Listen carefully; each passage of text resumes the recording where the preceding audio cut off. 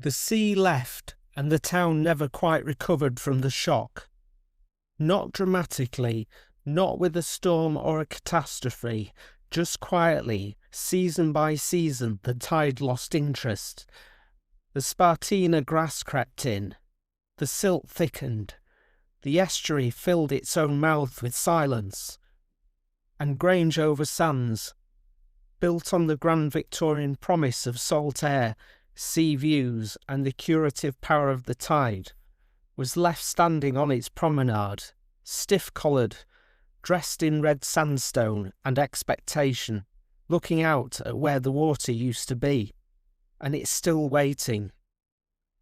Welcome to Alden Carrow's Poetry Podcast. I'm Alden Carrow, author of Cumbrian in verse, Lakes to Fells in poetry.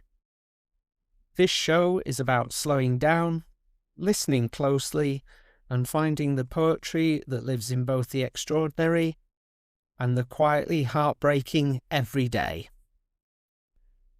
Today, we stand at a peculiar intersection of time.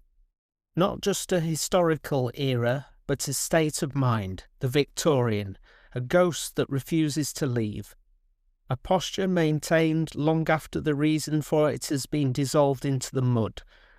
There is something deeply moving, and perhaps a little haunting, about a thing that simply refuses to admit that it's finished.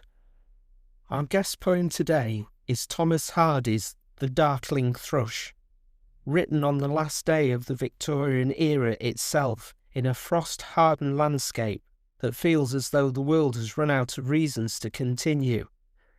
And yet, one small, frail, blast-beruffled bird opens its throat and sings away. Not because the world deserves a song, but because silence apparently is not an option. After Hardy, I'll share my own poem, Grange-over-Sands, a town that has turned refusing to mourn into something approaching an art form. And then we'll talk about why, in this age of fleeting digital noise, every poet needs a permanent address on the internet. And before we begin, I want to hear from you. Email me your guest poem suggestion at aldencarrow78@gmail.com. That's aldencarrow78@gmail.com. And you could win a personally signed copy of Cumbrian in verse, Lakes to Fells in poetry. More competitions are coming in future episodes too, so keep listening. My email address is in the show notes. Now, the tide went out. Let's find out what it left behind. Our guest poem for this episode was requested by a listener who felt it captured that specific, shivering transition between one world and the next. It's The Darkling Thrush by Thomas Hardy. To understand this poem, one must imagine Hardy standing at the very precipice of the 19th century. It was written on December the 31st, 1900, the final day of the Victorian era. The world was about to lurch into a new, mechanised and eventually war-torn century, yet Hardy remained rooted in the soil of the old world. Here is the poem in full. I leant upon a coppice gate when frost was spectre grey, and winter's dregs made desolate the weakening eye of day. The tangled brine stems scored the sky like strings of broken lyres, and all mankind that haunted nigh had sought their household fires. The land's sharp features seemed to be the century's corks outlent, his crypts the cloudy canopy, the wind his death lament. The ancient pulse of germ and birth was shrunken hard and dry, and every spirit upon earth seemed fervorless as I. At once a voice arose among the bleak twigs overhead, in a full-hearted even song of joy illimited, an aged thrush, frail, gaunt and small, in blast-beruffled plume, had chosen thus to fling his soul upon the growing gloom. So little cause for carollings of such ecstatic sound was written on terrestrial things afar or nigh around, that I could think there trembled through his happy good night air some blessed hope whereof he knew I was unaware. This poem is a masterclass in atmosphere. Hardy uses words spectre grey, dregs and desolate, to paint a world that is not just cold but spiritually exhausted. The tangled vine stems, appearing like strings of broken lyres, is one of the most evocative images in English poetry. It suggests that the music of the past has snapped, that the old instruments of culture and belief are no longer capable of song. Hardy describes the landscape as the century's corpse, suggesting that the 19th century isn't just ending, it's lying in state, with the clouds as its crypt and the wind as its funeral song. It's a poem of profound Victorian gloom, reflecting a world that feels finished, dried up, shrunken, hard and dry. And yet, in the midst of this refusal to admit life, a bird begins to sing. The thrush is not just a majestic creature, it is aged, frail and gaunt. It is as much a relic of the old world as Hardy himself, but it flings its soul into the gloom. This is the Victorian spirit that I want to talk about today, the refusal to be silent even when the environment suggests that silence is the only logical response. The bird knows something the poet doesn't, or perhaps the bird is simply refusing to admit that the song is over. There is a deep, stubborn dignity in that blast-beruffled plume, holding its ground against the dark. When we look at the Victorian era, we often see the grand monuments and the rigid certainties, but Hardy shows us the underside, the shivering, tired reality of a time that was passing away, yet still reaching for one last note of joy illimited. It is a poem that bridges the gap between the moorland silence and the human need for meaning. This theme of Victorian persistence brings me to a place that has always fascinated me. If you travel to the edge of Morecambe Bay, you'll find Grange-over-Sands. It's a town that was built on a promise of salt air, sea views and the therapeutic power of the tide. The Victorians flocked there, building grand villas and a magnificent promenade, but nature had other plans. The shifting sands of the bay and the introduction of Spartina grass caused the sea to retreat, leaving behind a vast marsh where the waves once crashed. Today, Grange-over-Sands is a coastal town where the coast has moved miles away, yet the town maintains its Victorian dignity with an almost heroic stubbornness. It refuses to admit that the sea has left. My poem, Grange-over-Sands, explores this refusal to mourn. The estuary tongue has thickened, choked on Spartina and the silence of silt. Where the Victorians promised salt water, sheep graze the marsh in a wet green fog. A cast-iron spine separates the villas from the flats, the furnace line rattling the sash windows. Everything here is facing the wrong way, dressed in red sandstone and expectation, waiting for a high tide that lost interest years ago. February light falls flat on the clock tower. There is a patience in the geology, a slow erosion, not of rock but of relevance. High above, the limestone pavement holds the rain, while down below, the town maintains its posture, stiff-collared, looking out at the receding mud, a refusal to mourn the tide's retreat, pretending the sea is merely late. When I wrote this, I was thinking about the posture of the north. In Yorkshire and its neighbouring counties, we have so many places that were built for a specific purpose that no longer exists: mills, mines, spas. Grange-over-Sands is a visual metaphor for that feeling.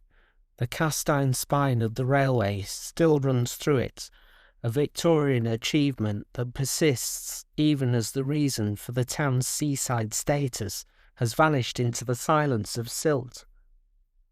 The image of the town being dressed in red sandstone and expectation speaks that human tendency to remain in character long after the play has ended. We see it in the architecture, the stiff-collared houses looking out at the mud. There is something noble and yet deeply tragic about pretending the sea is merely late. It is a refusal to accept the erosion of relevance. As a poet, I find that I'm often drawn to these gaps between what we intend and what the landscape allows. The Victorian era was an age of monumental intention, but the limestone and the silt have a different timeline. In the poem, I wanted to capture the February light, which offers no warmth, only a flat clarity that reveals the sheep grazing where the boat should be. It's a reminder that while our structures and our clothes, our red sandstone, might endure, the world around them is constantly slipping away. We are all, in some way, standing on a promenade, looking out at a sea that has moved on, trying to find the words to describe the mud that remains. This brings us to a more practical, yet equally vital discussion.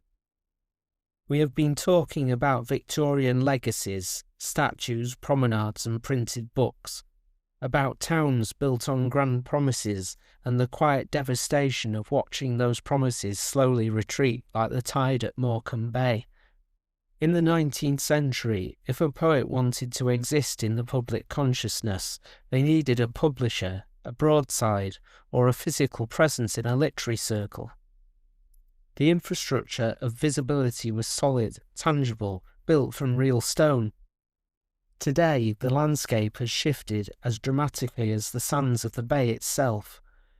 The question arises, in an age of fleeting social media and relentless digital noise, why does a poet need an author website? To some, it might feel like a Victorian impulse, the desire to build a monument in a desert, to raise red sandstone villas beside a sea that has already decided to leave. But I want to argue something different. A website isn't a monument, it's a hearth. It is the only place in the entire digital world where you, the creator, own the ground you stand on. Think of social media platforms as rented rooms. You can decorate the walls of your Facebook or Instagram profile, hang your poems like paintings, arrange your words with care, but the landlord can change the locks, raise the rent, or tear the building down at any moment. An algorithm can decide without warning and without appeal that your poetry is no longer relevant and hide your voice from the very people who most want to hear it. We have all watched platforms rise and fall. We've all seen audiences built over years evaporate overnight when a company changes its priorities. An author website, however, is your own red sandstone villa. It's your permanent address. It doesn't shift with the tide. So let us examine carefully and practically exactly what a well-built author website does for a poet. Firstly, it provides a centralised archive. Poetry by its nature tends to scatter. A poem appears in a journal here, an anthology there, a social media post that slides beneath the surface of the feed within hours. A website draws all of that together. It allows a reader who has just discovered your work, perhaps through this very podcast, to find the full breadth of what you have made in one place, at any hour of the day or night. Think of it as curating the geology of your career.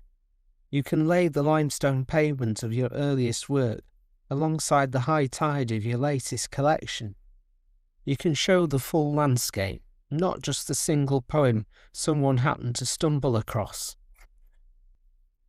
Secondly, a website offers a direct line of communication that no social media platform can replicate. A newsletter hosted on your own site allows you to speak directly to your readers, without an algorithm deciding whether your message deserves to be delivered. This is the modern equivalent of the Victorian literary correspondence. Hardy wrote letters, Wordsworth wrote letters. They built communities of readers and thinkers through the patient, direct exchange of words. A newsletter does precisely that at scale. It builds a community of people who have actively chosen to hear from you, who are not dependent on the whims of a technology company in California that has never heard of Grange-over-Sands and has no particular interest in the poetry of the North. Thirdly, a website is a tool for discovery, and this is perhaps the argument that poets most often underestimate. When someone hears a poem that moves them, their first instinct is to search for the person behind the voice. They type a name into a search engine. What they find in that moment, or fail to find, will determine whether they become a reader, a follower, a buyer of books, or simply move on. A well-maintained, thoughtfully written website is a professional signal. It says that you take your craft seriously. It says that you are not merely haunting the digital world, drifting like fog across the estuary, but that you are a resident, you have a permanent address, you have built something. And what you build on that website matters enormously. The stories behind the poems are as important as the poems themselves. Why did you stand on a Cumbrian promenade looking out at a marsh and think of the Victorian era? What drew you to Hardy on the last day of the 19th century?